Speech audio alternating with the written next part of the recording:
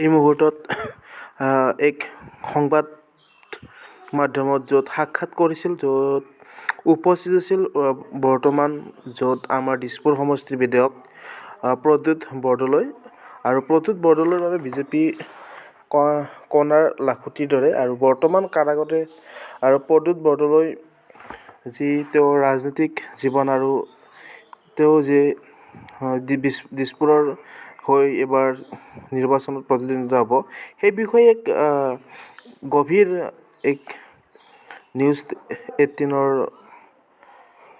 এক সাক্ষাৎকাৰত তেওঁ বৃহৎ মন্তব্য কৰে আৰু এই বিষয়ে তেওঁ যথেষ্ট কথা কয় আৰু সম্পূৰ্ণ বিশ্বাসেৰে বিজেপিত মোক আঁকোৱালি ল'লে প্ৰদ্যুৎ বৰদলৈয়ে কৈছে। আৰু মোক প্ৰতিষ্ঠা কৰা দলটোৱে শেষত উপস্থিত হৈছিলোঁ প্ৰদ্যুৎ বৰদলৈ, আৰু মোক প্ৰতিষ্ঠা কৰা দলটোৱে শেষলৈ উপস্থিত হৈছিলোঁ প্ৰদ্যুৎ বৰদলৈয়ে কৈছে। আৰু কংগ্ৰেছত মই বন্ধ সজাত থকাৰ দৰে হৈছিল, প্ৰদ্যুৎ বৰদলৈয়ে বৃহৎ ঘোষণা কৰিছিল। আৰু প্ৰণালীগতভাৱে মোক অস্তিত্বহীন কৰা হৈছিল কংগ্ৰেছত, প্ৰদ্যুৎ বৰদলৈয়ে কৈছিল। আৰু পদে পদে সন্দেহ অবিশ্বাসৰ বলি হৈছিল দলটোত প্ৰদ্যুৎ বৰদলৈ। আৰু পাকিস্তান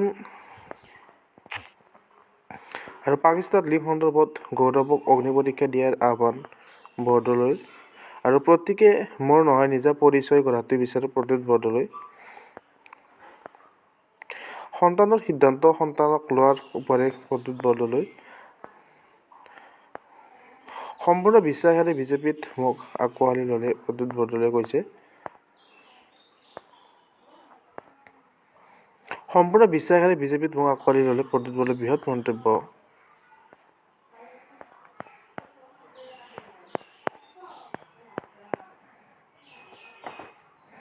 পদে পদে সন্দেহ অবিশ্বাসৰ বলি হৈছিল দলটোত প্ৰদ্যুৎ বৰদলৈ। আহকচোন এই সংবাদমেলৰ লগত কি কয় তাৰ বিষয়ে অলপ চাই লওঁ।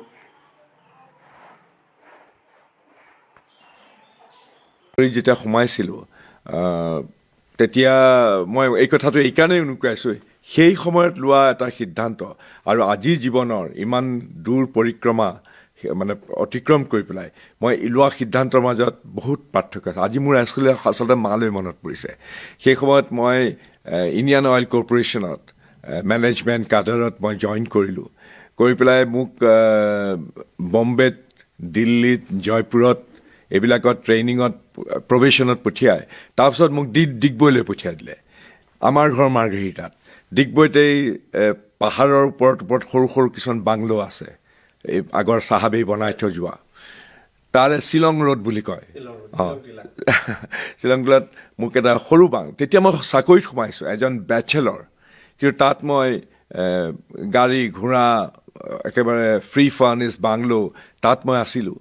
তাৰপিছত মই এবছৰমান চাকৰি কৰাৰ পিছত মই সিদ্ধান্ত ল'লোঁ যে ইয়াত থাকিলে মোৰ কিবা বন্ধ সজাত চটফটাই থকা এটা চৰাইৰ দৰে অৱস্থা হ'ব। তেতিয়া মই সিদ্ধান্ত ল'লোঁ যে মই চাকৰি এৰিম, কৰি পেলাই মই কিবা এটা কৰিম। মোৰ মা তেতিয়া জীয়াই আছিলে। মোৰ মায়ে আহি পেলাই মোক ডিগবৈত ইমান ধুনীয়া বাংলোত এনেকৈ গোটেইবিলাক দেখিছে, গাড়ী ঘোঁৰা যিখিনি লাগে মধ্যবিত্ত পৰিয়ালৰ এজন ব্যক্তিক, তাকো মানে বিবাহিত হোৱাই নাই মই। তেতিয়া মই যেতিয়া এৰাৰ সিদ্ধান্ত ল'লোঁ, মায়ে ক'লে তোক জীৱনত আৰু কি লাগে, ইমান ধুনীয়া এইটো বয়সতে ইমান ভাল চাকৰি। তেতিয়া মই মাক ক'লোঁ যে মই ল'ব পাৰিম, হয় মই হয়তো চাকৰিত যদি থাকোঁ হয়তো মই ৰিটায়াৰ কৰোঁতে মই হয়তো ডিৰেক্টৰ পৰ্যায়লৈও যাব পাৰিম, কিন্তু মই সদায় অস্থিৰ হৈ থাকি মোৰ মনত সদায় বন্ধ এটা চৰাই সোণৰ সজাত কিন্তু মই চটফটাই থাকিম। গতিকে মই ঢাকনিখন খুলি পেলাই মই মুক্ত বিহংগৰ দৰে মই বাহিৰলৈ ওলাই আহিব খুজিছোঁ। মাহঁতে বুজি পালে তেতিয়া, আৰু মই সিদ্ধান্ত ল'লোঁ মই চাকৰিৰ পৰা ৰিজাইন কৰিলোঁ।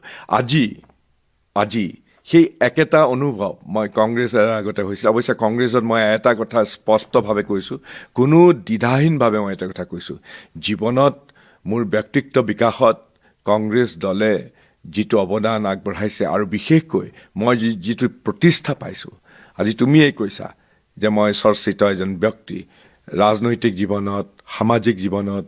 মোক যদি কোনোবাই চিনি পায়, মই যদি প্ৰতিষ্ঠা পাইছোঁ, 4বাৰকৈ মই MLA হ'লোঁ, 15 বছৰকৈ মই কেবিনেট মন্ত্ৰী হৈছোঁ, বৰ ডাঙৰ ডাঙৰ বিভাগ, বিশেষকৈ অসমৰ ৰিফৰ্মছ ছেক্টৰত মই কাম কৰিছিলোঁ, তাত বহুত গালিও সপনিও খাইছিলোঁ, ইলেক্ট্ৰিচিটি ৰিফৰ্মছত সুদীৰ্ঘ ৩৫ বছৰৰ পিছত ৰিফৰ্ম মই আনিছিলোঁ বাট মই এইটো কথাই ক'ব খুজিছোঁ যে মোৰ ব্যক্তিত্ব বিকাশত বা প্ৰতিষ্ঠা লাভত কংগ্ৰেছ দলৰ বৰ ডাঙৰ অৰিহণা আছে কিন্তু শেষৰ ফালে মোৰ তেনেকুৱা এটা অনুভৱ হ'ল যেন মই সাংসদ হিচাপে দ্বিতীয়বাৰ জিকি পেলাই গ'লোঁ দিল্লীলৈ ভালেই কৰিছিলোঁ মানে চিনি পোৱা হ'ল পাৰ্লিয়ামেণ্টৰ ডিবেট ডিছকাশ্যন বা যিবিলাক মোৰ এনগেজমেণ্ট আছিলে মই যথেষ্ট বহিৰ্ক্ষেত্ৰত মই পৰিচিত হৈছিলোঁ কিন্তু লাহে লাহে কংগ্ৰেছ দলত থাকি এইটো হঠাতে হোৱা নহয় কোনোবাই মোক কৈছে যে ৰাতিটোৰ ভিতৰতে মই কি হ'ল যে মই সিদ্ধান্ত লৈছোঁ আচলতে পুঞ্জীভূত এটা এনেকুৱা এটা শ্বাসৰুদ্ধ পৰিৱেশত আছিলোঁ যেন মই সেই একেই মোৰ অনুভৱ হৈছিলে যে মই এটা বন্ধ সজাৰ মাজত আছিলোঁ গতিকে মই 3 বছৰ প্ৰায় 3.5 বছৰ এতিয়া মোৰ 5 জুনত আচলতে মই এই 5 জুনত মোৰ 2 বছৰ কমপ্লিট হ'বহে এই দ্বিতীয়টো টাৰ্মৰ আৰু তাৰ আগত মোৰ আৰু 3 বছৰ আছে মই কিন্তু এই অপমান গঞ্জনা এই ধৰণৰ একাকিত্ব বা এই ধৰণৰ এনেকুৱা ধৰণৰ যিটো প্ৰণালীগতভাৱে মোৰ ওপৰত যিটো এনেকুৱা ধৰণৰ চলি আহিছে মই যেন এটা লাহে লাহে এটা ভেজিটেবলত পৰিণত হ'বলৈ ধৰিছোঁ কোনো ধৰণৰ ডিচিশ্যন মেকিঙত কোনো ধৰণৰ মোৰ অৰিহণা নাই মোৰ ওপৰত যেন অবিশ্বাস প্ৰত্যেকটো ক্ষেত্ৰতে তেনেকুৱা ধৰণৰ যেতিয়া অনুভৱ হ'বলৈ ধৰিলে মই ভাবিলোঁ এয়াই মোৰ সময় মই আৰু থাকিব নোৱাৰোঁ আৰু তাৰপিছত শেষৰ পৰ্যায়ত এনেকুৱা ধৰণৰ কাম কাজ কিছুমান হ'ল যে বাৰে কেৱল মই অপমানিতই বোধ কৰিলোঁ সেইকাৰণে মই আচলতে এইটো সিদ্ধান্ত ল'লোঁ আৰু লৈ পেলাই জীৱনত আটাইতকৈ কঠিন সিদ্ধান্ত এইটোৱে আছিলে যে বিজেপি দলত যোগদান কৰাটো আৰু ইয়াত এতিয়া আজি মনোনয়ন দিলে আপোনাৰ সৈতে ইতিমধ্যে দলৰ শীৰ্ষ যিসকলো আমি ফটো দেখিছোঁ লগ পাইছে কথা বতৰা পাতিছে কি আপুনি কিমান আশাবাদী এতিয়া দিছপুৰক লৈ আপোনাৰ অৱশ্যে আপুনি দিছপুৰৰে বাসিন্দা যিমান সম্ভৱ দিছপুৰ সমষ্টিৰ বাসিন্দা সমষ্টি পুনৰ বিন্যাস হওঁতে মই গুৱাহাটীত আগতে দিছপুৰত আছিলে মোৰ যিটো ঘৰ গুৱাহাটী পুৰণা দিছপুৰত এতিয়া অৱশ্যে নতুন গুৱাহাটী নিউ গুৱাহাটীত হ'ল সেইটো নহয় মইতো মাৰ্ঘেৰিটাত মেট্ৰিক পাছ কৰি আহি গুৱাহাটীতে আহি পেলাই কটন কলেজত পঢ়িছিলোঁ চাকৰি কালতো মই 1-1.5 বছৰ আছোঁ আৰু সদায়তো গুৱাহাটীতেই গোটেই অসমৰ মানুহ আহি পেলাই গুৱাহাটীত সমবেত হৈছেহি গতিকে ময়ো আমাৰ পৰিয়ালৰ মানুহ মোৰ ভাতৃ সকলো দেখোন গুৱাহাটীতে আছে গতিকে মই গুৱাহাটীৰ লগত পৰিচিত আৰু গুৱাহাটীৰ মোক বিজেপি দলে যেতিয়া ক'লে যে মই দিছপুৰৰ পৰা বিধানসভালৈ নিৰ্বাচন অৱতীৰ্ণ হ'ব লাগিব মই জানো যে দিছপুৰ চাগে গোটেই অসমৰ ভিতৰত আটাইতকৈ সন্মানজনক বিধানসভা সমষ্টিৰ ভিতৰত প্ৰথম 3টাৰ ভিতৰত চাগে দিছপুৰো পৰে গতিকে মই দিছপুৰৰ সাধাৰণ ভোটাৰ সমগ্ৰ ৰাইজ মই জানো যে ক্ষমতাৰ চৰকাৰৰ দিছপুৰ সমষ্টিটো হ'ল যেন স্নায়ু কেন্দ্ৰ গোটেই অসমৰ পৰা উত্তৰৰ পৰা দক্ষিণৰ পৰা পূবৰ পৰা পশ্চিমৰ পৰা পাহাৰ ভৈয়াম বৰাক ব্ৰহ্মপুত্ৰ যিটো আমাৰ সৰ্বানন্দ সোণোৱালে প্ৰায় আগতে কৈছিলে সকলোৰে লোক আহি পেলাই এই দিছপুৰ সমষ্টিটোত সমবেত হৈছে মিলিছে এখন সমাজ গঢ় লৈ উঠিছে আৰু প্ৰত্যেকৰ পৰিচয় অক্ষুণ্ণ ৰাখিছে কিন্তু তৎসত্ত্বেও দিছপুৰে অসমৰ ভৱিষ্যমুখী যিটো সমাজ জীৱন যিটো আধুনিক মনৰ গৰাকী হৈ প্ৰত্যেকজনেই যিটো বা উঠি অহা প্ৰজন্মই এতিয়া যিটো নতুন দিগন্তত খোজকাঢ়িবৰ কাৰণে যিটো পৰিৱেশ সেইটো দিছপুৰেই আচলতে ডাঙৰ কিন্তু লগতে দিছপুৰৰো বহুত ধৰণৰ সমস্যা আছে দিছপুৰৰ মাজতো বানপানীৰ সমস্যা আছে দিছপুৰৰ মাজতো পাহাৰীয়া খহনীয়াৰ সমস্যা আছে দিছপুৰতো খোৱা পানীৰ ভীষণ সমস্যা আছে দিছপুৰতো চিভিক এমেনিটিজৰ এনেকুৱা জেগা আছে মই জানো যে দিছপুৰ সমষ্টিৰ ভিতৰতে বৰষুণ এজাক দিলেই পানী হ'লেই তাত মানে একেবাৰে একাঠো পানী এই দিছপুৰৰ আমাৰ ৰাজধানীৰ যিটো কমপ্লেক্স মিনিষ্টাৰসকলৰ ঘৰ বাংলো বা আছাম এছেম্বলি বিল্ডিঙৰ সিপাৰেই এনেকুৱা কিছুমান জেগা আছে যে তাত মানুহৰ বছৰটোৰ এটা দীৰ্ঘকালীন সময় পানীত থাকে ঘৰলৈ যাব নোৱাৰে পানীত এনেকুৱা ধৰণৰ বহুত ধৰণৰ পৰস্পৰ বিপৰীতে বহুত ধৰণৰ সমস্যা আছে গতিকে মই সদায় ধাৰণা কৰোঁ যে আমি মধ্যযুগীয় চিন্তা চৰ্চাৰে সৈতে যদি সমাজখন বা আমাৰ নতুন প্ৰজন্মক যদি আমি পৰিচালিত কৰিব খোজোঁ, আমি আগলৈ নাযাওঁ, আমি পশ্চাদপসৰণহে কৰিম। মধ্যযুগীয় চিন্তা চৰ্চাৰে সৈতে আমি মধ্যযুগলৈহে ঘূৰি যাম। আমি আমাৰ ৰীতি নীতি, আমাৰ সংস্কাৰ সকলোকে আমি অক্ষুণ্ণ ৰাখিম, আমাৰ পৰিচয় আমি গঢ়ি লৈ উঠিম, কিন্তু লগতে ভৱিষ্যমুখী চিন্তাৰে সৈতে আমি আগলৈ যাম।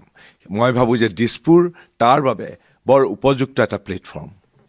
এতিয়া নিশ্চিতভাৱে হিমন্ত বিশ্ব শৰ্মাক আপুনি পাৰ্টি কলিগ, কেবিনেট কলিগ হিচাপে পালে, ইয়াত মুখ্যমন্ত্ৰী হিচাপে পাইছে, কি পৰিৱৰ্তন দেখিছে?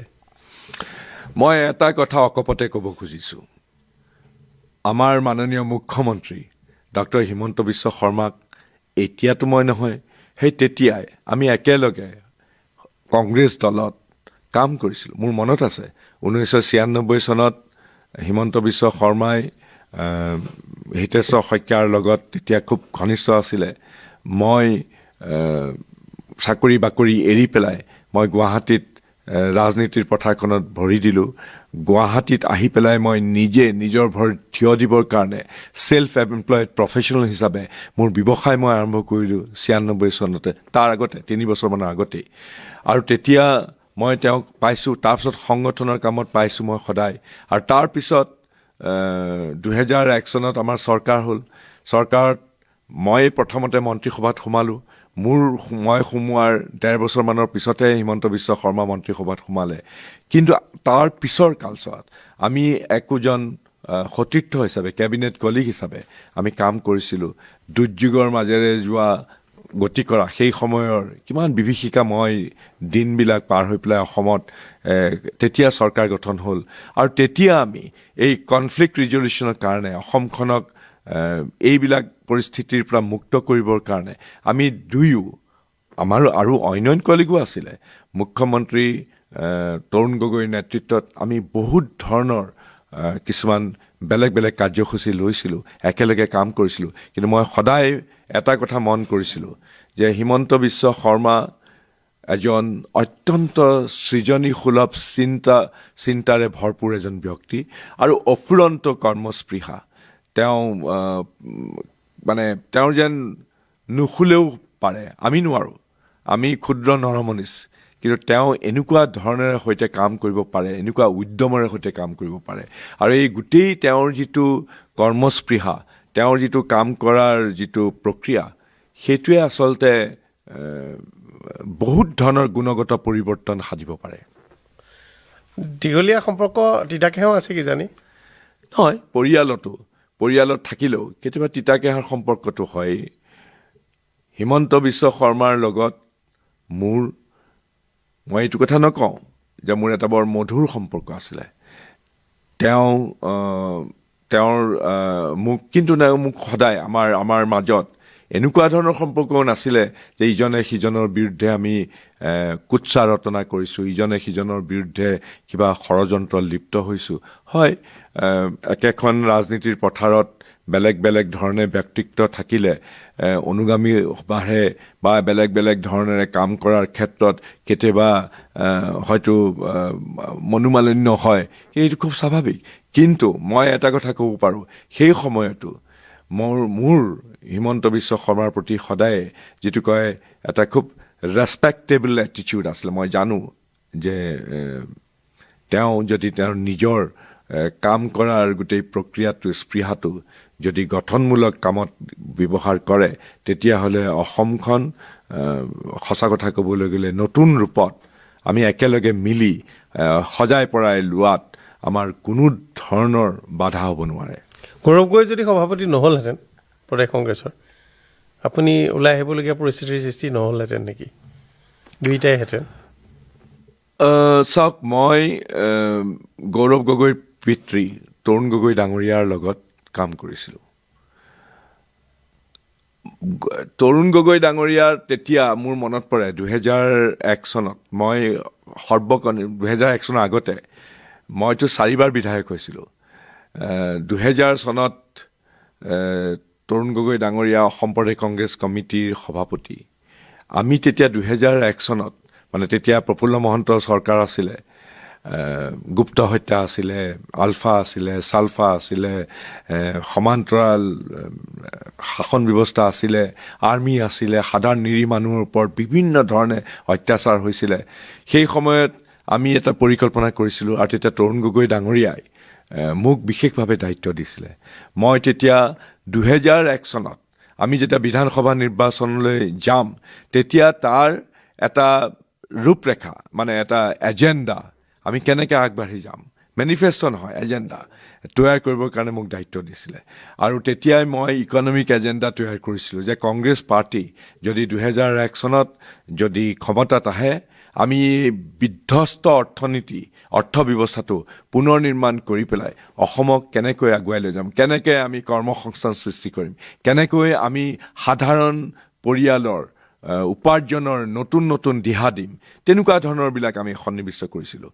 তেতিয়া মই মন কৰিছিলোঁ যে তৰুণ গগৈ ডাঙৰীয়াই কাম কৰাৰ গোটেই ক্ষেত্ৰত তেওঁৰ যিটো ট্ৰিটমেণ্ট সেইটো সম্পূৰ্ণ বেলেগ আছিলে। আৰু পিছত গৌৰৱ গগৈ ডাঙৰীয়া যেতিয়া সভাপতি হ'ল, মই এটা কথা স্পষ্ট কৰি দিব খুজিছোঁ, গৌৰৱ গগৈ মানে যেতিয়া ভূপেন বৰা যাব লগা হ'ল, ভূপেন বৰাৰ জেগাত মই বহুতে কয় যে ভূপেন বৰাৰ সলনি মই সভাপতি হ'বৰ কাৰণে আপ্ৰাণ চেষ্টা কৰিছোঁ। মই কোনো চেষ্টা কৰা নাই।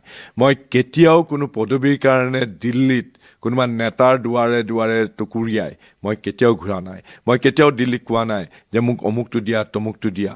আৰু সেইকাৰণে দিল্লীৰ লগত স্বাভাৱিকতে গৌৰৱ গগৈ খুব ঘনিষ্ঠ।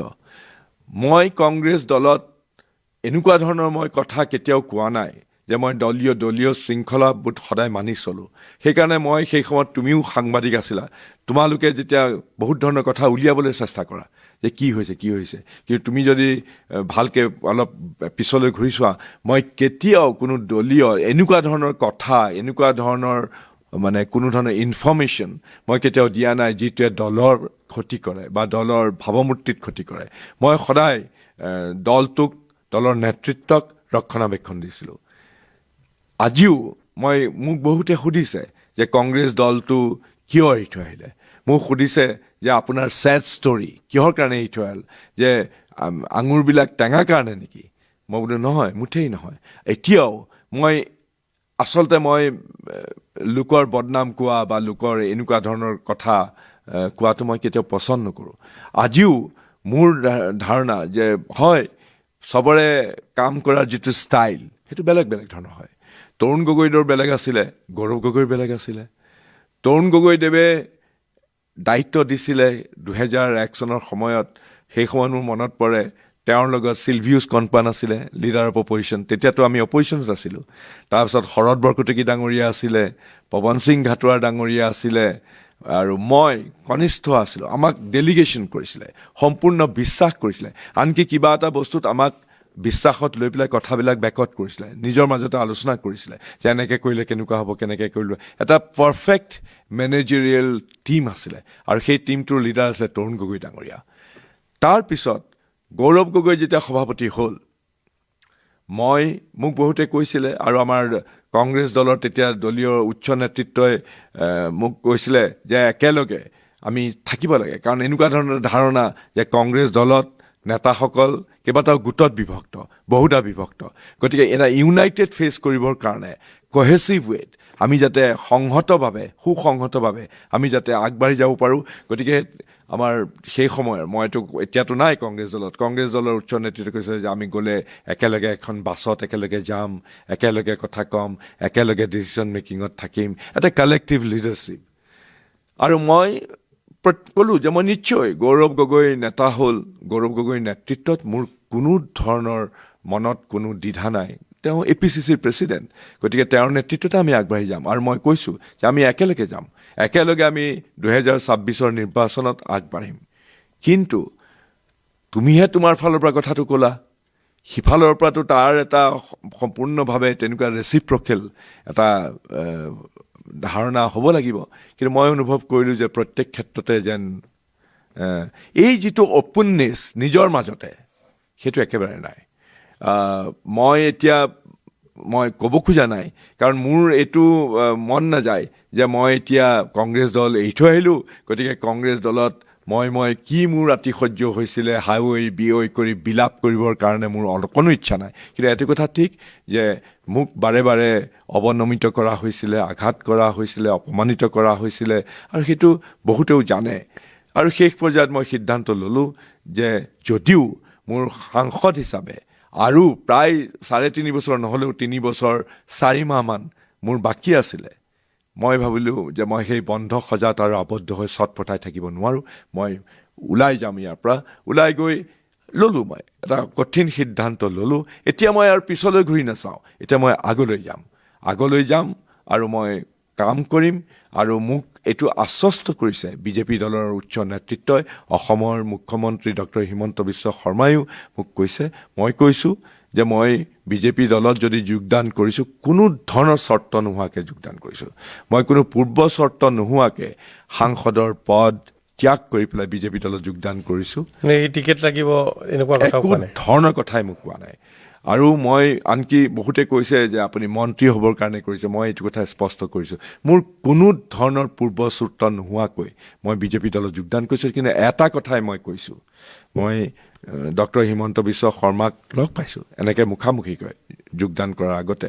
তেওঁৰ লগততো সদায় এটা সৌহাৰ্দ্যপূৰ্ণ সম্পৰ্ক আছে, কাৰণ মই মোৰ ৰাজনৈতিক শত্ৰু হ'লেও ৰাজনৈতিকভাৱে আমি হয়তো প্ৰতিদ্বন্দ্বী বা আমি ইজনে সিজনৰ বিৰোধিতা কৰোঁ, কিন্তু মই সকলো মোৰ ৰাজনৈতিক বেলেগ বেলেগ দলৰ বিভিন্ন মতাৱলম্বী মানে মানুহৰ লগত বা নেতাৰ লগত মই সদায় এটা সৌহাৰ্দ্যপূৰ্ণ সম্পৰ্ক মই বজাই চলোঁ। কাৰণ আমিতো আৰু তেতিয়াহ'লে মানুহ আৰু অইন জীৱ জন্তুৰ মাজত পাৰ্থক্য কেনেকৈ হ'ব?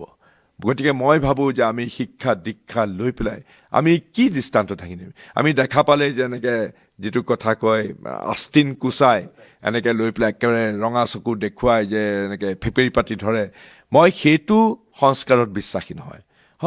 আমি যুক্তি তৰ্ক, আমি ভাৱৰ আদান প্ৰদান, আমি ভদ্ৰভাৱে আমি আমাৰ কথাবিলাক দাঙি ধৰিব পাৰোঁ নহয়।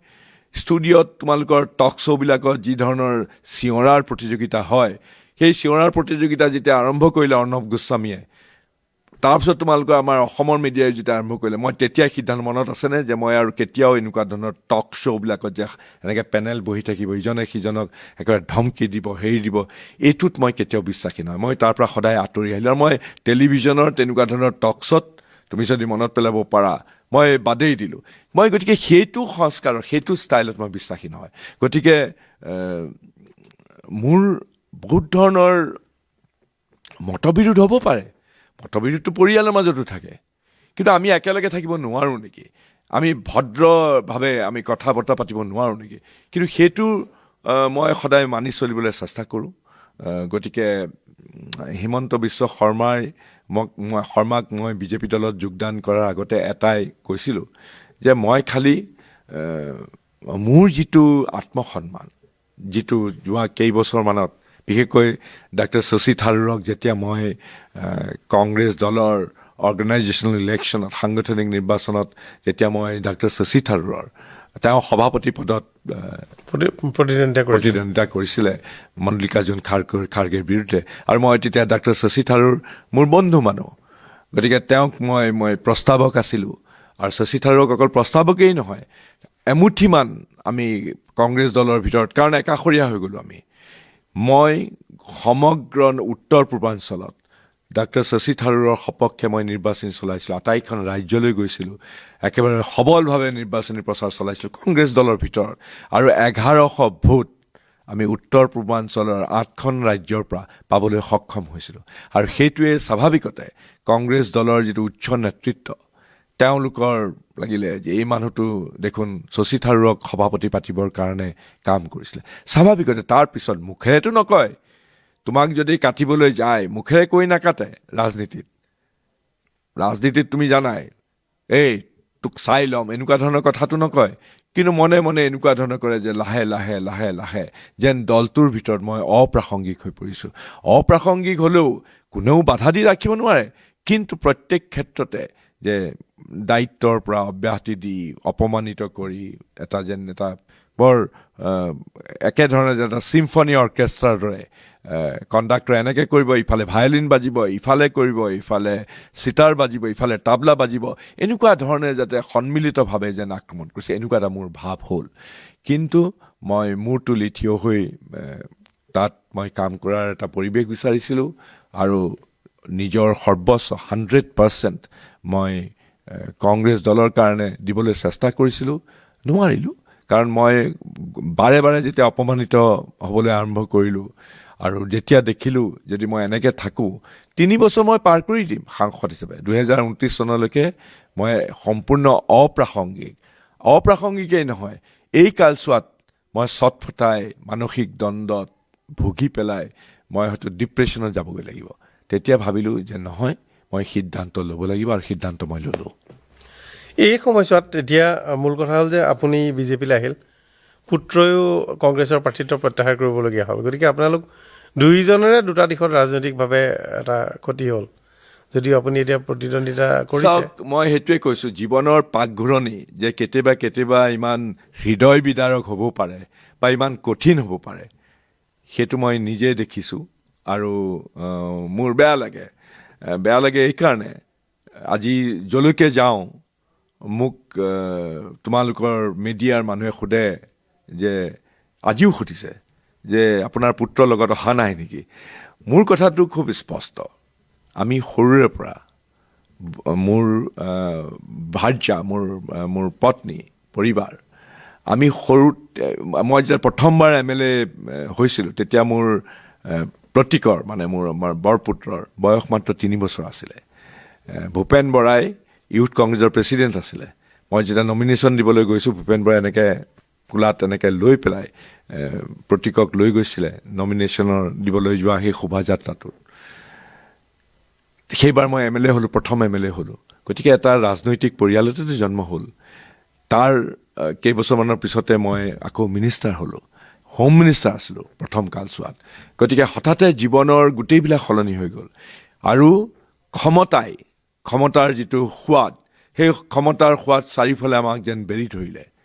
সৰু আছিলে সিহঁত, কিন্তু মোৰ পত্নী আৰু মই তেতিয়াই সিদ্ধান্ত ল'লোঁ যে আমাৰ এই এমাহ এই যিটো আমাৰ এটা 3 বছৰীয়া, তেতিয়া অৱশ্যে তেতিয়া অলপ বয়স হ'ল, কাৰণ তাৰ 2 বছৰমান 7 বছৰ আৰু 3 বছৰ এই বাঢ়ি অহা ল'ৰাকেইটা দিছপুৰৰ যেতিয়া মিনিষ্টাৰ কলনীৰ বাংলোত আছিলোঁ, তেতিয়া আগতে এটা শব্দ শুনিছে, বৌ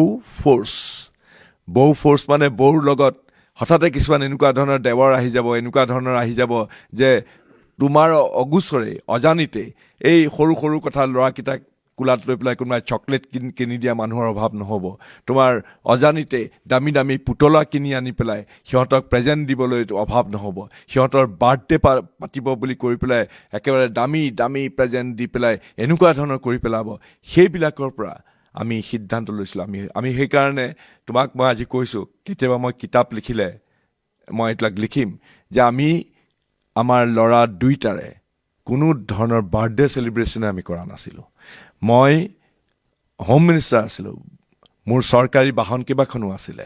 প্ৰায় সেই সময়ত হোম মিনিষ্টাৰ, সেই সময়ত পৰিৱেশ কেনেকুৱা আছিলে, প্ৰায় 50জনমান মোৰ ছিকিউৰিটিৰ মানুহ আছিলে, ৰিং ছিকিউৰিটি, অমুক ছিকিউৰিটি, তমুক বুলেট প্ৰুফ কাৰ আছিলে 2-3খনমান। কিন্তু আমি সিদ্ধান্ত ল'লোঁ যে আমাৰ এই সৰু সৰু ল'ৰাকেইটাক আমি কেতিয়াও চৰকাৰী বাহনত উঠাটো আমি কেতিয়াও মই উঠোৱা নাই। স্কুললৈ গ'লে মোৰ পুৰণা যিখন মোৰ নিজৰ ব্যক্তিগত বাহন, সেইখন বাহনতে অহা যোৱা কৰিছিলে স্কুললৈ, গুৱাহাটীত যেতিয়া প্ৰথমতে পঢ়িছিলে। বা আমি ক্ষমতাৰ যিটো গৰম ভাতৰ ধোঁৱাই সিহঁতক যাতে কলুষিত কৰিব নোৱাৰে, সিহঁতক যাতে অৰ্ধসিদ্ধ কৰি এটা কাম বন নোহোৱা এটা অপ্ৰাপ্তবয়স্ক মেণ্টেলিটিৰ যাতে তেওঁলোক নহয়, সেইকাৰণে আমি কি কৰিছিলোঁ, আঁতৰাই ৰাখিছিলোঁ। কিন্তু সৰুৰ পৰাই আমি তেওঁলোকক এটা শিক্ষা দিছিলোঁ যে তোমালোক যেতিয়া ডাঙৰ হ'বা, তোমালোক প্ৰদ্যুৎ বৰদলৈ পুত্ৰ হিচাপে যাতে নিজৰ পৰিচয় নিদিয়া, তোমালোকৰ নিজৰ পৰিচয় তোমালোকে সৃষ্টি কৰিবলৈ চেষ্টা কৰা।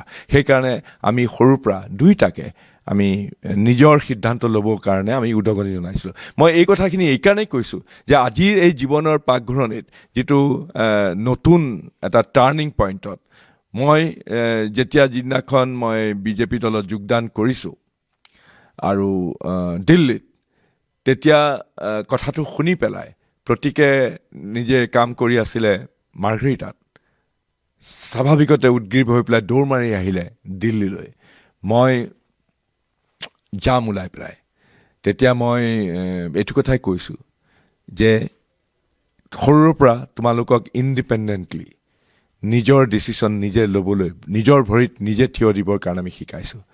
মই আজি যিটো সিদ্ধান্ত ল'ব লগা হৈছে, এই সিদ্ধান্তৰ দ্বাৰা তুমি কেতিয়াও প্ৰভাৱান্বিত নহ'বা। এইটো you should not be influenced by my decision. তুমি কি ডিচিশ্যন ল'বা, তুমি কি কৰিবা, সেয়া তুমি সিদ্ধান্ত গ্ৰহণ কৰিবা। আৰু তুমি যিকোনো সিদ্ধান্ত নোলোৱা লাগিলে মই সদায় সেইটোক সন্মান কৰিম। কিন্তু আপোনাকে যদি কংগ্ৰেছত ইমানখিনি জ্বালা যন্ত্ৰণাই কৈছোঁ দিছে, তেনেহ'লে প্ৰতীক নতুন প্ৰজন্মৰ অলপ ৰাজনীতিৰ অভাৱ নিশ্চয় আপোনাতকৈ কম পাব। সেইটো তেওঁ বুজি পাব। আৰু মই এইটো কথাই কৈছোঁ, you will have to fight it out. কোনোবাই তোমাক চেপি ধৰিছে, তোমাক কণ্ঠৰুদ্ধ কৰিবলৈ চেষ্টা কৰিছে, সেইটোৰ পৰা মুক্ত হৈ তোমাৰ নিজস্ব ব্যক্তিত্ব তুমি প্ৰকাশ কৰিবৰ কাৰণে তুমি যুদ্ধ কৰিব লাগিব, ফাইট কৰিব লাগিব। সেইটো জীৱন। গতিকে মই উদগনি জনাইছোঁ, যিয়েই সিদ্ধান্ত নোলোৱা তোমাৰ নিজৰ সিদ্ধান্ত। আৰু এই ক্ষেত্ৰত মই ভাবোঁ আজি নিয়ম মতে, আজি মই নমিনেশ্যন দিবলৈ আহিলোঁ, নিয়ম মতে মোৰ ল'ৰা মোৰ লগত থাকিব লাগিছিলে, বৰপুত্ৰ থকা নাই। সেই সিদ্ধান্ত মই গ্ৰহণ কৰিছোঁ আৰু মই সেইটো বুজিও পাইছোঁ। গতিকে মই সেইটো সন্মান কৰিছোঁ। তেওঁ নাথাকোঁ বুলি কৈছে নে আপুনি নালাগে বুলি কৈছে? একো কোৱা নাই, কিন্তু থকা নাই। থকা নাই। আগতেতো দৌৰ মাৰি আহে মোৰ লগত থাকে, কিন্তু সেইটোত মই বুজি পাওঁ সেইটো। আৰু সেইকাৰণে মই এবাৰো কোৱা নাই যে তুমি আহা কি এইবিলাক ধেমালি কৰিছা, কেতিয়াও কোৱা নাই। কাৰণ তেওঁৰ জেগাত, মই মোৰ জেগাত। আৰু মই যদি তেওঁক সেইটো সন্মান নিদিওঁ, মই তেওঁক আৰু তেওঁ ভৱিষ্যত জীৱনত, এতিয়াও ইমান বৰ বেছি বয়সীতো হোৱা নাই, গতিকে এতিয়াও তেওঁৰ জীৱনত বহুত দীঘলীয়া ৰাস্তা আছে। তেওঁ কেনেকৈ কঠিন সিদ্ধান্ত ল'ব? মই যদি হেঁচা মাৰি ধৰোঁ, মোৰ কথা মতে যদি চলাবলৈ তেওঁক যদি হেঁচা মাৰি ধৰোঁ, তেওঁটোৰ বিকাশ নহ'ব। গতিকে তেওঁৰ বিকাশ কৰিবৰ কাৰণে তেওঁ এটা সিদ্ধান্ত লৈছে, সেইটোক মই শ্ৰদ্ধাৰে সৈতে গ্ৰহণ কৰিছোঁ। তেওঁ উচ্চ শিক্ষিত, মই তেওঁ পূৰ্বৰ পৰা ইমান বিতংভাৱে নাজানো, কিন্তু যেতিয়া সামাজিক মাধ্যম কোষৰ দায়িত্ব ল'লে, কাম কৰিবলৈ আৰম্ভ কৰিলে, তেতিয়া নিশ্চিতভাৱে ৰাজনৈতিক সাংবাদিক হিচাপে খা খবৰ আকৌ দেখিছোঁ তেওঁৰ মানে স্কিল ছেট নিজৰ অৰ্হতা আছে। কংগ্ৰেছত কেনেকৈ থাকে বা কিমান দিনলৈ থাকিব পাৰে মই সেইটো নাজানো, কিন্তু তেওঁ কেৱল মাত্ৰ আপোনাৰ পুত্ৰ হিচাপে পৰিচয় দিয়াই টিকটটো বিচৰাৰ পৰিৱৰ্তে তেওঁ নিজে এটা নিৰ্দিষ্ট বিভাগত যিমানখিনি পাৰে কামো কৰি আছে।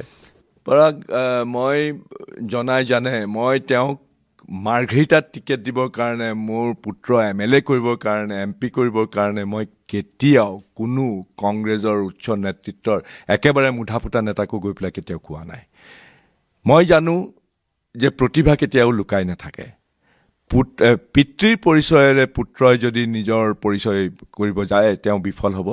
যদি তেওঁৰ মেধা নাথাকে, তেওঁৰ যদি যোগ্যতা নাথাকে, নিজৰ যোগ্যতা নিজে অৰ্জন কৰি ল'ব লাগিব আৰু নিজৰ পৃথিৱীখন নিজে তৈয়াৰ কৰি ল'ব লাগিব। এতিয়া এই সময়ছোৱাত সকলোৱে দুটা কথা কৈ আছে যে আপুনি বহু দিনৰ পৰাই বিজেপি বা হিমন্ত বিশ্ব শৰ্মাৰ যোগাযোগত আছে। আপুনি পদত্যাগ কৰাৰ পাছত নিশ্চয় আপুনি দেখিছে এনেকুৱা কেম্পেইন হৈছে। আৰু দ্বিতীয় এটা কথা কৈ আছে যে কংগ্ৰেছে কি দিয়া নাই, সৰ্বস্ব, মানে শব্দবোৰতো আপুনি জানে কি এনেকুৱা শব্দ গণমাধ্যমত বা কিছু বাইটছত ব্যৱহাৰ হৈছে। একেবাৰে মানে কৈছে লুটি পুটি খাই চব কৰি এতিয়া গুচি গ'ল, মানে কি পাবলৈ বাকী থাকিল। সেই নিশ্চয় আপুনি দেখিছে, মই কোট কৰিছোঁ শব্দকেইটা। সেইকাৰণে মই যে তোমাক মোৰ সেই উচ্চ পদবীৰ চাকৰিৰ কাহিনীটো কৈছোঁ। তেতিয়া মই যেতিয়া চাকৰি এৰিম বুলি যেতিয়া ঘৰত কৈছিলোঁ, মায়ে ক'লে তোক কি দিয়া নাই, তই জীৱনত যিটো পাব লাগে কি পোৱা নাই। কিন্তু মই যেতিয়া বুজাই ক'লোঁ যে মই চটফটাই থকা এটা সজাত বন্দী চৰাইৰ দৰে যদি তুমি বিচৰাও, মই সদায় এনেদৰে থাকিম, তেতিয়াহ'লে তুমি নিজে বুজি, মই তেনেকৈ থাকিম নেকি? মায়েতো লগে লগে বুজি পালে। মায়ে ক'লে নাই, ঠিকে আছে, you take your own decision. সেই একেটা বস্তু কংগ্ৰেছ দলত মইতো কৈছোঁ, প্ৰথমতেই তোমাক কৈছোঁ, জীৱনত আজি যিটো প্ৰতিষ্ঠা পালোঁ কংগ্ৰেছ দলৰ বাবেই পাইছোঁ। আৰু কংগ্ৰেছ দলৰ সেই মহান পুৰুধা ব্যক্তিসকলৰ সান্নিধ্যত মই কাম কৰাৰ সুযোগ পাইছিলোঁ। মই ছাত্ৰ জীৱনত হিতেশ্বৰ শইকীয়াৰ উদ্যম কৰ্মস্পৃহা দেখিছোঁ কেনেধৰণে তেওঁ মোক মাতি আনি পেলাই তোমাৰ মনত পৰে চাগে 96ৰ যেতিয়া বিধানসভাৰ ইলেকশ্যন আছিলে মই গোটেই কংগ্ৰেছ দলৰ একমাত্ৰ চ'ল স্প'ক্স পাৰ্চন আছিলোঁ আৰু তেতিয়া মই কিমান য়ং আছিলোঁ হিতেশ্বৰ শইকীয়াই মাতি আনি ক'লে যে তুমি গোটেই যিটো মুখপাত্ৰ তুমি দায়িত্ব লোৱা গোটেই ইলেকশ্যনত মই মই গোটেই চলাইছোঁ মোৰ লগত কোনো নাছিলে ঠিক তেনেধৰণৰ সৈতে দায়িত্ব যেতিয়া পাইছোঁ হিতেশ্বৰ শইকীয়াদেউ আৰু তৰুণ গগৈ দেউ পৱন সিং ঘাটোৱাৰ দেউ চিলভিয়াছ কন্দপান দেউ শৰৎ বৰকটকী বেলেগ বেলেগ ব্যক্তিত্বৰ অধিকাৰী তেওঁলোক কিন্তু ইমানবিলাক লোকৰ লগত আৰু মোৰ সঁচা কথা ক'বলৈ গ'লে যদি মেণ্টৰ বুলি যদি কোৱা হয় তেতিয়াহ'লে মোৰ মেণ্টৰ আছিলে পূৰ্ণ চাংমা কাৰণ পূৰ্ণ চাংমা তেতিয়া সৰ্বশক্তিমান এসময়ত কংগ্ৰেছ দলত আছিলে পূৰ্ণ চাংমাই মোক ক'লে যে ইউ আৰ গোয়িং টু ৰাইজ আই উইল হেল্প ইউ মোৰ কোনো গডফাদাৰ নাছিলে কিন্তু মোৰ প্ৰতি মৰম আছিলে সদয় আছিলে ৰাজেশ পাইলটে মোক মৰম কৰিছিলে মই কেন্দ্ৰীয় নেতৃত্বৰ কথা কৈছোঁ সুবিধা পাইছিলোঁ কিন্তু মই কেতিয়াও কেন্দ্ৰীয় নেতাসকলৰ মোৰ চাহেবিগিৰি কৰি কেতিয়াও কৰা নাছিলোঁ কেতিয়াও মই দুৱাৰ মুখত বহি পেলাই বুন্দাপৰ দিয়া নাছিলোঁ আছোঁ কৈছোঁ কেতিয়াবা অপমানো পাইছোঁ কিন্তু কথা শিকিছিলোঁ কাম কৰিছিলোঁ আৰু কংগ্ৰেছ দলে মোক কৈছে মই যেতিয়া কংগ্ৰেছ যোগাযোগটো আগৰ পৰা আছিল নেকি কাৰ লগত বিজেপি হিমন্ত বিশ্ব শৰ্মা একদম নাই বিজেপি মানে কি এটা কথা পৰাগ মই তোমাক কথাটো কৈছোঁ 19 সিদিনাখনে নতুন আমাৰ সংসদ বিল্ডিংটো হৈছে তাৰ আগতে তুমি জানা যে পুৰণা যিটো পাৰ্লিয়ামেণ্ট বিল্ডিং এফালে ৰাজ্যসভা ইফালে লোকসভা তাৰ মাজত চেণ্ট্ৰেল হল আমি গোটেই সাংসদবিলাকে এমপিবিলাকে অপজিশ্যন হওক বেলেগ বেলেগ মতলব আমি আহি পেলাই এই চেণ্ট্ৰেল হলত বহোঁ একেলগে বহি পেলাই আমি একাপ কফি খাওঁ হয়তো অহাৰ আগমুহূৰ্তত সংসদৰ মজিয়াত আমি ইজনে সিজনক সমালোচনা কৰিছোঁ একেবাৰে চিঞৰি হয়তো নিজৰ বক্তব্য দাঙি ধৰিছোঁ মুখলৈ চাই পেলাই কথা কৈছোঁ কিন্তু আমি যেতিয়া চেণ্ট্ৰেল হলত আহি পেলাই বহোঁ একাপ চাহ খাই পেলাই তেতিয়া আমি আমাৰ এইটো কথা আপুনি ভুলকৈ কৈছে এইটো এনেকুৱা ধৰণৰ আমি কথা পাতোঁ সেইটোৱেইটো হোৱা উচিত নহয় আৰু ঠিক তেনেকৈ মই আজি সঁচা কথা কৈছোঁ মোৰ ল'ৰাৰ বিয়া হৈছিলে প্ৰতীকৰ এবছৰ হৈ গৈছে মোৰ কংগ্ৰেছতকৈ BJP Telugu Desam party DMK বেলেগ বেলেগ আনকি নেশ্যনেল কনফাৰেন্স সমাজবাদী পাৰ্টি এইবিলাকৰ এমপিবিলাক বেছি আহিছিলে দিল্লীত যেতিয়া মই সৰুকৈ এটা ৰিচেপশ্যন দিছিলোঁ এমপিসকলৰ কাৰণে কংগ্ৰেছ দলৰ এমপিতকৈ তেওঁলোকৰ এমপিবিলাক বেছিকৈ আহিছিলে কিয় এটা বন্ধুত্বপূৰ্ণ সৌহাৰ্দ্যমূলক সম্পৰ্ক আৰু আমি কিমান নতুন কথা শিকিছোঁ এই যে সাহচৰ্য পাওঁ বেলেগ বেলেগ মতাৱলম্বী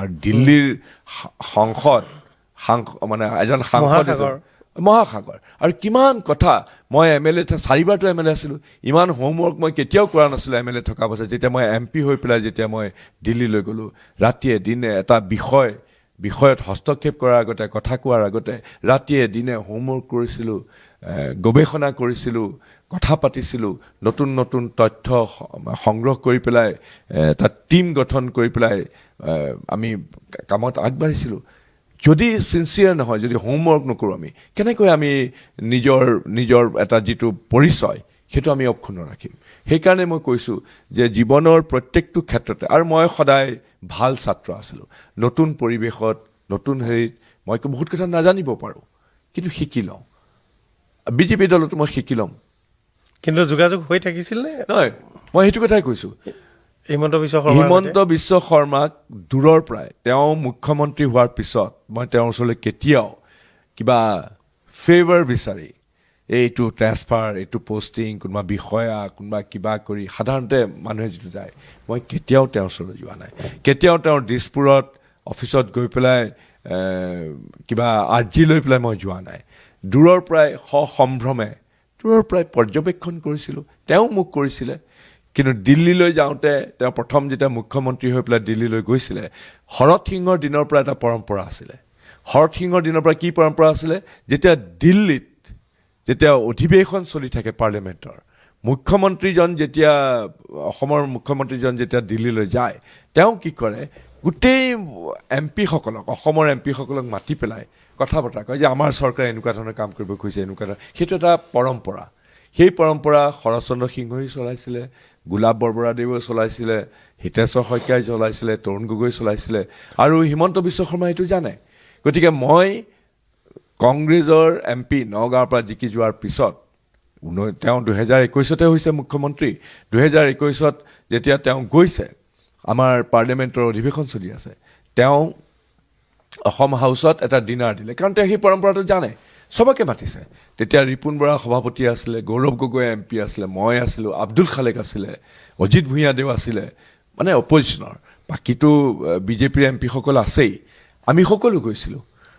আৰু মোৰ মনত পৰে যে মই যেতিয়া মানে তালৈ গৈছোঁ, কাৰণ কেইবাবাৰো ফোন কৰিছে, আৰু সেইটো পৰম্পৰা মই জানো। তৰুণ গগৈৰ দিনত তেনেকুৱা ডিনাৰ MP সকলৰ মোকে দুবাৰমান মোক আয়োজন কৰিবলৈ কৈছিলে দিল্লীত। গতিকে মই সেইটো জানো। গতিকে যেতিয়া মই কৈছোঁ যে মুখ্যমন্ত্ৰীজন আহিছে, সেইবাৰ প্ৰথম মই মুখ্যমন্ত্ৰী হোৱাৰ পিছত তেওঁক লগ পাইছোঁ। কেতিয়াও মই তেওঁক লগ পোৱা নাই। আৰু যেতিয়া মই গৈছিলোঁ, তেতিয়া প্ৰধান বৰুৱা আছিলে। প্ৰধান বৰুৱাই ক'লে, ইমান পুৰণা কলিকক লগ পাইছে, এই ফুলৰ থোপা আপুনি নিদিয়ে কেলে? মই বোলো দিম, নিশ্চয় দিম। আৰু দিয়াত কেলে নিদিয়ে? পুৰণা মোৰ কলিগ, আজি গৰ্বৰ দিন যে তেওঁ অসমৰ মুখ্যমন্ত্ৰী হিচাপে দায়িত্ব লৈ পেলাই দিল্লীলৈ আহিছে। গতিকে মই যেতিয়া তেওঁক দিবলৈ গৈছোঁ, কোনোবাই ফটো তুলিলে, ফটো তুলি লগে লগে ক'লে, আৰু সেইটোৱে লগত কিন্তু তাত বহি আছে গৌৰৱ গগৈ, তাত বহি আছে ৰিপুণ বৰা, তাত বহি আছে অন্যান্যসকল।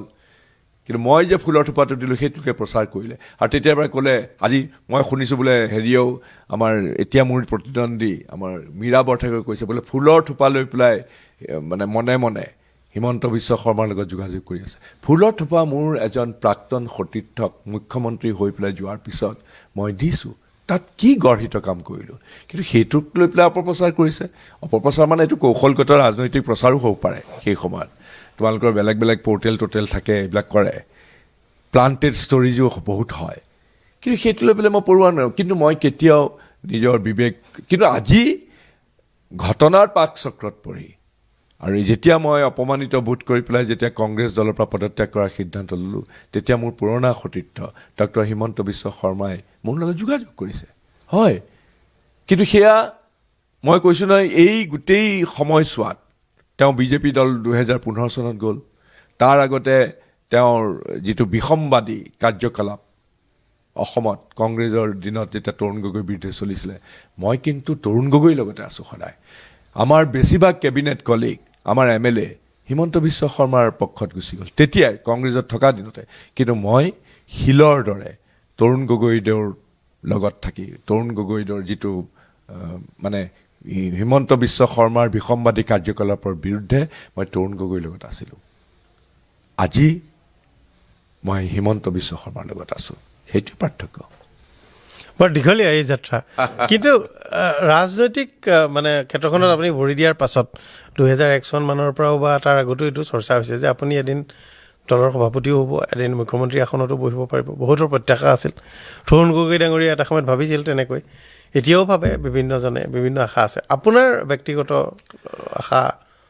মই তোমাক এটা কথা কওঁ, বহুতে কয় মোক, কিন্তু এইবিলাক কৰিবৰ কাৰণে, মুখ্যমন্ত্ৰী হ'বৰ কাৰণে তুমি ৰাতি ৰাতি ৰাজনীতি কৰিব লাগিব। মই ৰাতি ৰাতি ৰাজনীতি কৰা মানুহ নহয়।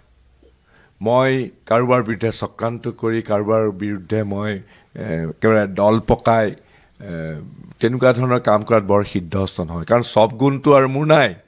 মই সাধাৰণ মানুহ। মই ভাবোঁ যে গোটেই দিনটো কাম কৰিছোঁ, মানুহক লগ পাইছোঁ, আন্তৰিকতাৰ সৈতে কাম কৰিবলৈ চেষ্টা কৰিছোঁ। কিন্তু ৰাতি 12টা বজাৰ পিছত আৰু সাৰে থকাৰ কিবা কাৰণ আছে বুলি মই নাভাবোঁ। গতিকে মই তেতিয়া হয়তো কিতাপ এখন পঢ়িছোঁ, বা এটা ক্লাছিকেল মিউজিক বা জাজ মিউজিক শুনি পেলাই মই টোপনি গুচি গৈছোঁ। তেনেকুৱা মানুহেনো ক'ত মুখ্যমন্ত্ৰী হ'ব পাৰে? আপোনাৰ আশা নাই? আশা নহয়, আশা বুলি নহয়, কিন্তু সেই আশা চৰিতাৰ্থ কৰিবলৈ কাৰণে মই কিবা মাৰি কাটি পেলাই, মই কিবা হুলস্থুল কৰি পেলাই, কিবা কুৎসিত ৰাজনীতি কৰি যোৱাত মই নাই। কিন্তু আপোনাৰ শিক্ষা জীৱনৰ কলেজ বিশেষকৈ আপুনি অৰ্থনীতি বিজ্ঞানৰ ছাত্ৰ হিচাপে বিভিন্ন স্থানত আছে। আমি যিমান দূৰ জানো আপোনাৰ ছিনিয়ৰ আছিল পৰাগ কুমাৰ দাস, ৰাজনীতিত কেইবাগৰাকীও আছে, নিৰ্মলা সীতাৰমণ তেখেতকে ধৰি বিভিন্ন বিশ্বৰ প্ৰান্তে প্ৰান্তে আছে, নানান কামত নিয়োজিত হৈ আছে। আপুনি তেল নিগমৰ চাকৰি হয়তো পদত্যাগ কৰিব পাৰে, কিন্তু আন বহুতো দুৱাৰ আপোনাৰ বাবে খোলা আছিল আছিলে। সেই বেকগ্ৰাউণ্ডৰ পৰা মই দিল্লী স্কুল অফ ইকনমিক্স আপুনি তালৈ তাৰপিছত JNU হয়, JNUত মোৰ সহপাঠী আছিলে আমাৰ ভাৰতবৰ্ষৰ বিত্তমন্ত্ৰী নিৰ্মলা সীতাৰমণ। তেওঁ কৈছে দেখিলে মোতকৈ অলপ বেছি বয়সীয়া যেন লাগে, কিন্তু আমি সহপাঠী আছিল। হয়, যিমান সম্ভৱ বেলেগ বৃত্তিলৈ আৰু যাবলৈ মন নগ'ল বা বেলেগত কাম চাম কৰা নাই। মানে JNU আৰু এই তেতিয়াৰ যিসকল আপোনালোকৰ সহপাঠী বিশ্বৰ প্ৰান্তে প্ৰান্তে জিলিকি আছে, বেছিভাগেই অসমত 4-5জন মানহে আছেগৈ নেকি, বহুত বেছি মই শুনা নাই। নহয়, মোৰ সহপাঠী বেলেগ বেলেগ ডিচিপ্লিনৰ আছিলে, বেলেগ বেছিভাগ কিছুমানে একোখন ডাঙৰ এম্বেচেডৰ হৈ পেলাই, ৰাষ্ট্ৰদূত হৈ পেলাই ৰিটায়াৰ কৰিছে, কোনোবাই গভৰ্ণমেণ্ট অফ ইণ্ডিয়াৰ ছেক্ৰেটাৰী হিচাপে ৰিটায়াৰ কৰিছে, কোনোবাই পুলিচৰ DGP হিচাপে ৰিটায়াৰ কৰিছে। এতিয়া উদাহৰণস্বৰূপে অসমৰে কুল শইকীয়া বা আমাৰ ভাস্কৰ জ্যোতি মহন্ত, এইবিলাক আমাৰ সমসাময়িক আছিলে, ইমান উচ্চ পদবীধাৰী আছিলে। আৰু যেতিয়া মই JNU যেতিয়া পঢ়ি আছোঁ, মোৰ চাৰিওফালে দেখিছোঁ চবেই IAS দিছে, IPS দিছে। মই তেতিয়াই সিদ্ধান্ত লৈছিলোঁ যে মই IAS IPS মই হ'ব নোৱাৰিম। মই বিউৰক্ৰেটিক কিবা এখনত দৰমহা পাম, বৰ এটা সুস্থিৰ জীৱন, কিন্তু সুস্থিৰ জীৱন, এটা ষ্টেবল লাইফ, ষ্টেডি লাইফৰ সলনি মই খলা বমা পথেৰে অনিশ্চয়তাৰ পথত আগবাঢ়িবলৈ মই বেছি ভাল পাওঁ, আৰু মই প্ৰত্যাহ্বান মই বেছি ভাল পাওঁ। বৰ কঠিন সিদ্ধান্ত জীৱনত লৈছোঁ, গতিকে কঠিন সিদ্ধান্ত ল'বলৈ মই মুঠেই ভয় নকৰোঁ। যেতিয়া ইলেক্ট্ৰিচিটি ছেক্টৰত মোক তেতিয়া ক'লে যে মোক যেতিয়া 2006 চনত পাৱাৰ ডিপাৰ্টমেণ্টৰ মন্ত্ৰী হিচাপে দায়িত্ব দিলে, তুমি বিশ্বাস নকৰিবা, মই কিন্তু এটা কথা ভুল কাম কৰিছোঁ, সেইটো মই ক'ম, কিহৰ কাৰণে মোক অতনু ভূঞাই আন্ধাৰৰ ৰজা বনালে। কিন্তু কথাটো হ'ল এইটোৱেই যে মই কিছুমান প্ৰচাৰ বিমুখ আছিলোঁ। মই সদায় দেখিছোঁ, আৰু মোদী ডাঙৰীয়াই এইটো আমাক চবকে শিকাইছে যে প্ৰচাৰ আচলতে তুমি যি কৰিছা সেই কথা মানুহে জনাটো দৰকাৰ। সেইটোত মই বহুত পিছ পৰি আছিলোঁ। সেইকাৰণে গোটেই পাৱাৰ ৰিফৰ্ম মই আৰম্ভ কৰিছিলোঁ 2006 চনত। ACB গোটেই এটা মনোলিত প্ৰকাণ্ড হাতীৰ দৰে আছিলে, সেইটোক ভাঙি পেলাই তাক কৰ্মপটু কৰিবৰ কাৰণে 3টা কোম্পানীত বিভক্ত কৰিলে। কিমান মোৰ বিৰুদ্ধে আন্দোলন। মূলকৈ আপোনাৰ দিনত প্ৰথম বহু বছৰৰ মূৰত পাৱাৰ জেনেৰেশ্যন সংযোগ হ'ল কাৰ্বি লাংপি। দ্বিতীয়টো হ'ল আপুনি ACBটো ভাঙি আপুনি APDC, AEGCL এই কোম্পানীকেইটা, 3টা জেনেৰেশ্যন কোম্পানী, এটা ডিষ্ট্ৰিবিউশ্যন কোম্পানী আৰু এটা ট্ৰান্সমিশ্যন কোম্পানী। তৃতীয় হ'ল ADBৰ সৈতে আপুনি প্ৰথম $500 মিলিয়ন এটা ডাঙৰ এগ্ৰিমেণ্ট কৰি নিজে গৈ মই প্ৰেজেণ্টেশ্যন দিছিলোঁ। জানো মই আছে কাণ্ট্ৰি ডিৰেক্টৰ, মোৰ আমোলাসকলে কৈছে ছাৰ আপুনি যাব, মই যাম, কাৰণ মই কনভিন্স, আই ন' মাই ছাবজেক্ট। গতিকে মই পাৱাৰ ৰিফৰ্ম কিয় অসমত দৰকাৰ, মই নিজে গৈ পেলাই মই দিল্লীত তেওঁলোকৰ কাণ্ট্ৰি ডিৰেক্টৰ যিটো আছে এছিয়ান ডেভেলপমেণ্ট বেংকৰ প্ৰেজেণ্টেশ্যন মই দিছোঁ। প্ৰথমতে মোক তেওঁলোকে ভবাই নাছিলে যে মই আচলতে মিনিষ্টাৰ বুলি, তেওঁলোকে ভাবিছে মই চাগে বিভাগীয় এজন আমোলা অফিচাৰ। তাৰপিছত যেতিয়া চিনাকি দিলোঁ, তেওঁলোকৰ বহুত শ্ৰদ্ধা মোৰ প্ৰতি বাঢ়ি গ'ল। আৰু তাৰপিছত গৈ পেলাই মই এছিয়ান ডেভেলপমেণ্ট বেংকৰ মই মেনিলালৈ গৈছিলোঁ। এইবিলাক কামতে কোনোবা এজনে গালি পাৰি আছিল বোলে এতিয়াও আমাৰ TND লছেছ 18% ওচৰে পাজৰে। মই বোলো প্ৰদ্যুৎ বৰদলৈ ডাঙৰীয়াই যেতিয়া এই কামটো কৰিছিলে তেতিয়া 42% আছিলে। মই বোলো আপুনি মানে এনেকুৱা কথা আছিল যে 20 মেগাৱাট পাৱাৰ কিনিলে, মোটামুটি 11-12 মেগাৱাট পাব্লিকৰ ওচৰলৈ যে বাকীখিনি। আৰু আটাইতকৈ ডাঙৰ কথা মানে সেইকাৰণে মই কৈছোঁ, তেতিয়া আমাৰ চাহিদা আছিলে 575 মেগাৱাট। মানে 575 মেগাৱাট মানে কি হৈছে, সেইখিনিয়ে তুমি বিলাব পাৰিবা অকল আৰ্বান এৰিয়াবিলাকত, গাঁওবিলাকত নাছিলে ইলেক্ট্ৰিচিটি। মই এটা ভুল কাম কৰিলোঁ, একেলগে মই 2600খন ৰেভিনিউ ভিলেজত একেলগে আৰম্ভ কৰিলোঁ সম্প্ৰসাৰণৰ কাৰণে। ডিমাণ্ড, পাৱাৰৰ যিটো ডিমাণ্ড ৰাতিটোৰ ভিতৰতে হুৱাই 5 গুণ বাঢ়িলে। যেতিয়া তোমাৰ ছাপ্লাই লিমিটেড, তোমাৰ যেতিয়া চাহিদা ইমান বৃদ্ধি পালে, তোমাৰতো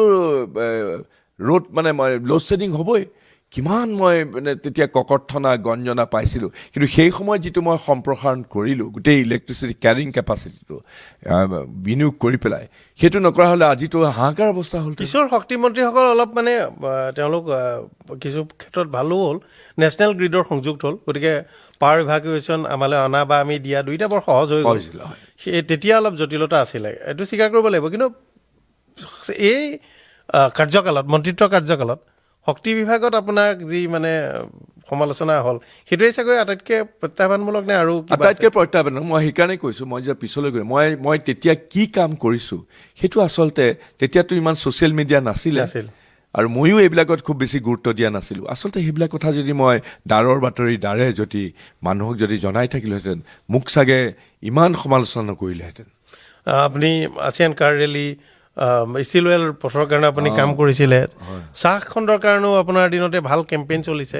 আগতে ইমান ভাল কেম্পেইন চলা নাছিল উদ্যোগ প্ৰথম আমি ক'বলৈ গ'লে যি আজিকালি কওঁ যে ইনভেষ্টমেণ্ট ছামিট তাৰো এটা ৰূপৰেখা সেই সময়ছোৱাত আৰম্ভ হৈছিল ভাল কাম কিছু আৰম্ভণি হৈছিল ফলাফল হয়তো তেতিয়াই নোলাল কিন্তু অতি সফলতা যদি কয় এই কাৰ্যকালছোৱাত আপোনাৰ 2001 চনৰ পৰা গৃহমন্ত্ৰী ৰাজ্যিকৰ পৰা দায়িত্বৰ পৰা কোনকেইটা কথা আপোনাৰ ভাল লাগে চাওক মোৰ বহুত ভাল লাগে মই বিশেষকৈ ফৰেষ্ট মিনিষ্টাৰ যেতিয়া আছিলোঁ মই 5খন নতুন ৱাইল্ড লাইফ প্ৰটেক্টেড এৰিয়া মই এতিয়া আমচাং তামচাং যিবিলাক আছে চব মই মোৰ দিনতে কৰা দিহিং পাটকাই আমচাং তেনেকৈ ধৰণে বাৰ্ড চেঞ্চুৰী বা মই মানে যিটো পৰিৱেশ সেই পৰিৱেশটো ৰক্ষা কৰিবৰ কাৰণে মই কাম কৰিছিলোঁ আৰু মই বহুতে জানে যে মই সেই সময়ত যিটো international fund for animal welfare আইফা আৰু wildlife trust of India তেওঁলোকে যৌথভাৱে মোক গ্ৰীণ পলিটিচিয়ানৰ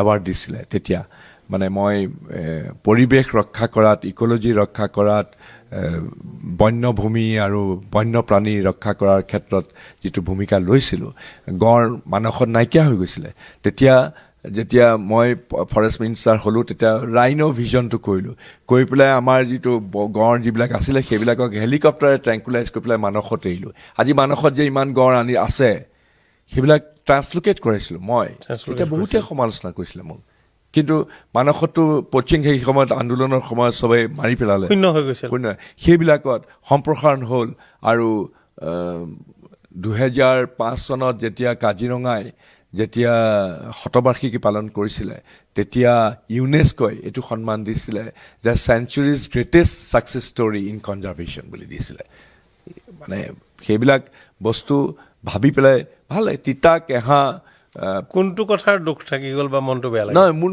কথা দুখ থাকি গ'ল যে অহেতুক আমি সমালোচনাৰ সন্মুখীন হওঁ আৰু তোমাৰ এইবিলাকে যে পাৱাৰ ৰিফৰ্মটো যদি মই নকৰিলোহেঁতেন তেতিয়াহ'লে আজি কেনেকুৱা হ'লহেঁতেন অৱস্থা মই নিজকে এজন সংস্কাৰমুখী লোক বুলি ভাবোঁ মই মান্ধাতা আমোলৰ কিবা মই যিটো কথা কৈছোঁ মূল্যবোধ আমাৰ সংস্কাৰ মানে মই আমাৰ পৰিচয় মইতো কৈছোঁ আমাৰ যিটো সংস্কাৰ আজি মই পূজা সেৱা যিটো কৰোঁ কিন্তু সেইটোকে মই বাহিৰত ঢাক ঢোল বজাই পেলাই দেখুৱাই পেলাই অইন মানুহৰ গাত মানে হেঁচা দি পেলাই মই কৰিব নোখোজোঁ মই কৰোঁ মই ভগৱানক বিশ্বাস কৰোঁ কিন্তু মই কাৰোবাক সেইটো লৈ পেলাই মই ক্ৰিটিচাইজ নকৰোঁ বা মই আগলৈ চাওঁ যে আমাৰ যুৱ প্ৰজন্মই এতিয়া আৰ্টিফিচিয়েল ইণ্টেলিজেঞ্চৰ এটা ৰিভলিউশ্যন আহিছে গোটেই পৃথিৱীখন জোকাৰি গৈছে কিন্তু আমি পিছ পৰি আছোঁ নেকি আমাৰ যুৱ প্ৰজন্মক আমি কেনেকৈ প্ৰতিযোগিতা এই AI ৰিভলিউশ্যনৰ লগত একেবাৰে তেওঁলোকক পৰিচয় কৰাই দিম তেওঁলোকক আমি একোজন প্ৰশিক্ষিত তেওঁলোকক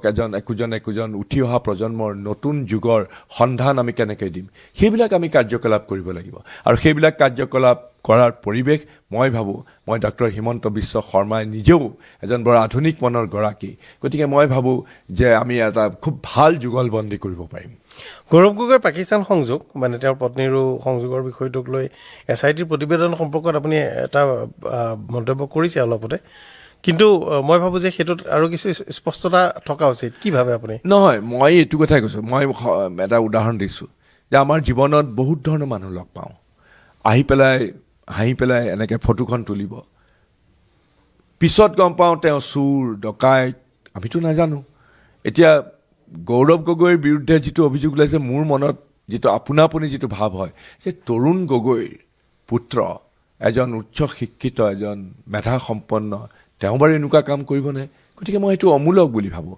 কিন্তু অমূলক বুলি ভাবিলে মই কিছুমান আছে আজি খোলা মানে মই যে কৈছোঁ কিছুমান কথা কৈ দিব লাগে। এতিয়া তেওঁ ৰাৱলপিণ্ডিলৈ গৈছিলে, কৰাচীলৈ গৈছিলে, মাজত 10 দিন নাইকিয়া হৈ গ'ল। মই তেওঁৰ কলিগ হিচাপে কৈছোঁ, গৌৰৱ তুমি এইখিনি কৈ দিয়া, ক'ত গৈছিলা, কি কৰিছিলা? আৰে ভাই, নতুন নৱবিবাহিতা পত্নীক লৈ পেলাই তুমি পাকিস্তানলৈ গৈছিলা, কৈ দিয়া যে পাকিস্তান চাবলৈ গৈছিলা কাৰণ তোমাৰ পত্নীয়ে তাত কাম কৰিছিলে। কিন্তু তেওঁ নকয়। কোৱাত কি বাধা আছে? কাৰণ যদি কৈ দিয়ে মানুহৰ যিবিলাক অপপ্ৰচাৰ চলে সেইবিলাক নাইকিয়া হৈ যাবে। সেইকাৰণেই মই ভাবোঁ যে তাত কিবা বৃত্তৰ ভিতৰত সোমাই যাব নালাগে। কাৰণ এজন পাব্লিক ফিগাৰে কোৱাটো দৰকাৰ। কাৰণ মানুহৰ মনত যেতিয়া সন্দেহ হয়, মৰ্যাদা পুৰুষোত্তম মানে ৰামচন্দ্ৰই জানে যে তেওঁৰ পত্নী সীতা একেবাৰে নিৰ্দোষী, কোনো তথাপিও মানুহে সমালোচনা কৰাত তেওঁ পত্নীক অগ্নি পৰীক্ষা কৰিব দিছিলে। সেইটো বেলেগ কথা যে অগ্নি পৰীক্ষা এগৰাকী নাৰীক অপমান কৰা যেন হৈছে, আৰু সেইটো বেলেগ কথা যে সীতাই অগ্নি পৰীক্ষা দিওঁতে অতি অপমান জৰ্জৰিত হৈ পেলাই মানে যিটো ধৰিত্ৰীত ফাট মলাৰ যিটো সেইটো সীতাৰ পক্ষতো আমি চাব লাগিব, বুজিব লাগিব। কিন্তু ভগৱান ৰামচন্দ্ৰই ৰজা হিচাপে তেওঁ যেতিয়া চবেই বাপ কৰিছে, যেতিয়া সমালোচনা কৰিছে, সেইটো মৰিখন কৰিবৰ কাৰণে তেওঁ অগ্নি পৰীক্ষা কৰিবলৈ কৈছিলে। গতিকে আমাৰ জীৱনতো এনেকুৱা বহুত ধৰণৰ কথা আহে, অমূলকভাৱে বোকা ছটিওৱা হয়। তোমাৰ চৰিত্ৰ হনন কৰিবৰ কাৰণে বিভিন্ন ধৰণে অপপ্ৰচাৰ কৰে কিছুমান কথা। আৰু এইটো কথাও মই জানো, তাৰ যদি ছাবষ্টেঞ্চ নাথাকে, তাৰ যদি সঁচাকৈ মূল যদি নাথাকে, অমূলক যদি হয়, সেইটো গাত লাগি নাথাকে। কথাটো হ'ল সেইটোৱেই। কাৰণ তুমি তোমাক অমূলক কিবা কোনোবাই কিবা ক'ব পাৰে, কিন্তু সেইটোৰ যদি সঁচাকৈ যদি কিছু এটা মানে নাথাকে তাৰ ভিত্তি, তেতিয়াহ'লে সেইবিলাক চিটিকি যায়, সেইবিলাক নাথাকে গাত। অতুল বৰাদেৱ পূৰ্ব বিধায়ক কিছু অসন্তুষ্টি প্ৰকাশ কৰিছে। তেখেতৰ আশীৰ্বাদ ল'বলৈ গ'লোঁ মই কালি। প্ৰথমতে অলপ ক্ষোভত আছিলে, থাকিবই স্বাভাৱিক, কেলৈ নাথাকিব, তেওঁ কিমান অগ্ৰজ। আৰু তেখেত গৰজি থাকে। নহয়, মই তেওঁক বৰ শ্ৰদ্ধা কৰোঁ। আমি সৰু থাকোঁতে মই যেতিয়া স্কুলত পঢ়োঁ, তেতিয়া অল আছাম ষ্টুডেণ্টছ ইউনিয়নৰ তিনিচুকীয়া অধিৱেশন আছিলে। আমি একেবাৰে মাৰ্ঘেৰিটাৰ পৰা তিনিচুকীয়াত চাবলৈ গৈছিলোঁ। মই এতিয়া হাফ পেণ্ট পিন্ধা খুব সম্ভৱ একেবাৰে সৰু আৰু। কিন্তু তেতিয়াই মই অতুল বৰাদেৱৰ লেকচাৰ আছুৰ অধিৱেশনত মই শুনিছিলোঁ, মই মুগ্ধ হৈ গৈছিলোঁ। মই এজন সাহসী নেতা বুলিয়ে সদায় শ্ৰদ্ধা কৰোঁ। তাৰপিছততো এছেম্বলিটো পাইছোঁ, তেওঁ মিনিষ্টাৰ থাকোঁতে বা তাৰপিছতো পাইছোঁ। গতিকে তেওঁৰ ক্ষোভ থাকিবই, আৰু মই খুব মৰিখন কৰি পেলাই তেওঁক অপমান কৰিবও চেষ্টা কৰা নাই, কিন্তু তেওঁক মই হাতযোৰ কৰি পেলাই তেওঁৰ আশীৰ্বাদ ল'বলৈ গৈছিলোঁ কালি। আৰু তেওঁৰ বদান্যতা, তেওঁৰ যিটো জেনেৰচিটি, মই ক'বই লাগিব যে উদাৰভাৱে মোক ক'লে আৰু কিবা কিবি কথা। আয়ুষ্মান ভৱ নে বিজয়ী ভৱ, তেওঁ দুইটা উৎসৱেতো ক'লে, কিন্তু মই এইটো কথা ক'লোঁ, কয়দেউ মই কিন্তু আপোনাৰ ওচৰলৈ আহিম। আহিবা বুলি যেতিয়া ক'লে, তেতিয়া বুজি পালোঁ যে তেওঁ মোক পৰামৰ্শই দিব, ভাল সামান্যটো সংক্ষোভ থাকিব। দীঘলীয়া দিন প্ৰতিনিধিত্ব কৰিছে দিছপুৰত, মাজতে অলপ সময় অকণ বৰা ডাঙৰীয়া অহাৰ বাহিৰে, গতিকে কিছু দুখ থাকিব। পৰৱৰ্তী শেষ প্ৰশ্ন, আপোনাৰ প্ৰতিদ্বন্দ্বী কংগ্ৰেছৰ প্ৰাৰ্থী মীৰা বৰঠাকুৰ, আপোনাৰ পূৰ্বৰ কলিগ। ভাল কথা। ৰাজনীতিৰ বিড়ম্বনা এয়াই যে এটা সময়ত আমি একেলগে কাম কৰিছোঁ, এটা সময়ত প্ৰতিদ্বন্দ্বী হৈ থিয় দিওঁ। শ্ৰীমতী মীৰা বৰঠাকুৰ মোৰ আজি প্ৰতিদ্বন্দ্বী, কিন্তু তেওঁ মোৰ এতিয়াও প্ৰিয় ভাজন, আৰু তেওঁক মই ভদ্ৰ মহিলা বুলিয়েই ভাবোঁ। তেওঁ এতিয়া বিশুদ্ধাৰ কৰিছে, মইতো তেওঁৰ বিৰুদ্ধে বিশুদ্ধাৰ নকৰোঁ। এতিয়া কিবা কিবি কথা কৈছে, তেওঁ সমালোচনা কৰিছে, কিন্তু মই ভাবোঁ যে তেওঁ এগৰাকী যোগ্য প্ৰাৰ্থী, মোৰ প্ৰতিদ্বন্দ্বী। কিন্তু শেষ সিদ্ধান্ত, শেষ বিবেচনা যিটো সিদ্ধান্ত, সেইটো ভোটাৰ ৰাইজে ল'ব। গতিকে মই ভোটাৰ ৰাইজৰ ওপৰত এৰি দিছোঁ। আপুনি শেষলৈকে কেম্পেইন কমিটিৰ কামখিনি কৰি থৈ আহিছে। কোৱা হৈছে যে অভিযোগ ইত্যাদি যি তৈয়াৰ কৰাৰ কাম আছিল সেইখিনি আপুনি কৰি মই সম্পূৰ্ণ কৰি মই হেণ্ড অভাৰ কৰি আহিছোঁ। আনকি যিখন কংগ্ৰেছৰ মেনিফেষ্টো, সেইখন সম্পূৰ্ণৰূপে এতিয়াতে তেওঁলোকে চাগে সলনি কৰিব। কিন্তু অভিযোগনামা এখনো প্ৰস্তুত কৰিছিল নেকি মুখ্যমন্ত্ৰীৰ বিৰুদ্ধে? মই সূত্ৰধাৰ ভূমিকা পালন কৰিছিলোঁ, হয়, যিটো গোটেইবিলাক সামৰি পেলাই, হয়, সেইটো কৰিছিলোঁ। সাজু কৰি থৈ আহিছোঁ। সেইটো মোৰ দায়িত্ব আছিলে। মই দায়িত্ব পালনৰ পৰা কেতিয়াও পিছ হওঁ কি নাহোঁ। 10 বছৰৰ পৰা আপুনি নিজকে আৰু গৌৰৱ গগৈক ক'ত দেখে? গৌৰৱ গগৈৰ বহুত সম্ভাৱনা আছে।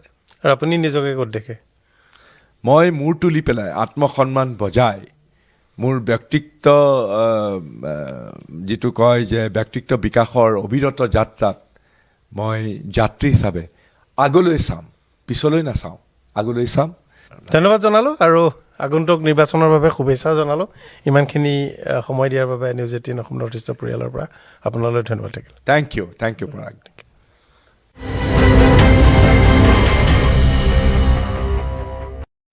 पश्चिम एशिया में चल रहे इस युद्ध को भारत के लिए भी ये स्थिति चिंताजनक है। মধ্যপ্ৰাচ্যৰ যুদ্ধত দেশে দেশে হাহাকাৰ, পৰিস্থিতিৰ জোৰা মৰাৰ চেষ্টা ভাৰতৰ। 2014 চনৰ